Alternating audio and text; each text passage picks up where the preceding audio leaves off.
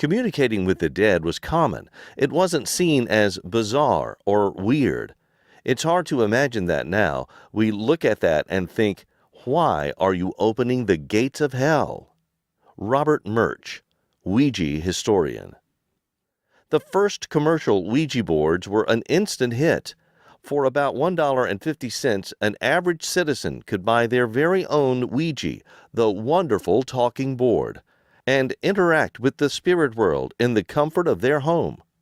Described by savvy marketers as the magical device that answered questions about the past, present, and future with marvelous accuracy, and promising a link to the material and immaterial, the known and the unknown.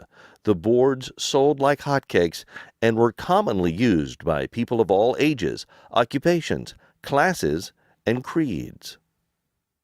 Literary musings. Author Sax Rohmer had a specific question for his Ouija board in the early 1900s. How could he best make a living as a writer? The board spelled out Chinaman. Rohmer soon went on to pen The Mystery of Dr. Fu Manchu in 1912 under the pseudonym Henry Ward.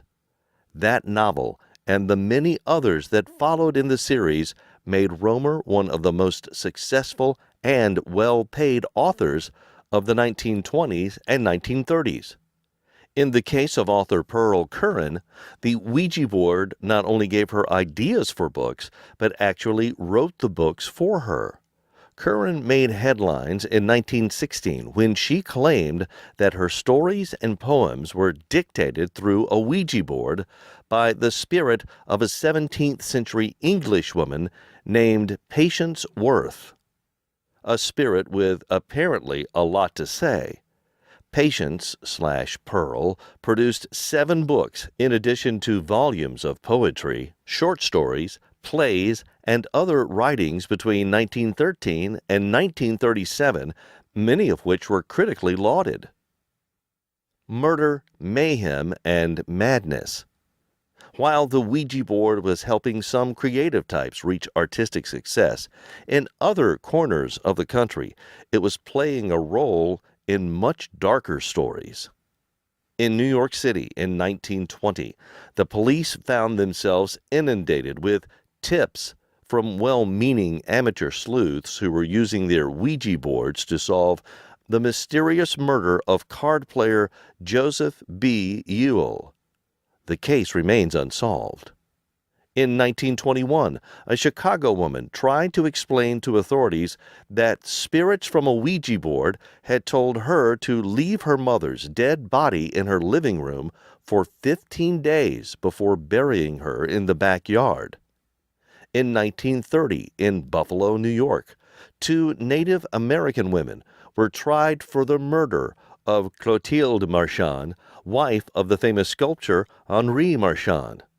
Using a hammer, the elder Indian woman fatally beat Clotilde, believing her to be a witch who had killed her husband. She was told this, she said, from the spirit of her husband, whom she contacted through a Ouija board. In Arizona in 1933, 15-year-old Mattie Turley shot her father to death after being told to do so by a Ouija board. Mattie and her mother had been using the board to help her mother choose between Mattie's father and a handsome young cowboy she had recently met. The board replied with the command to kill Mattie's father with a shotgun. When Mattie was later arrested, she reportedly stated, "The board could not be denied."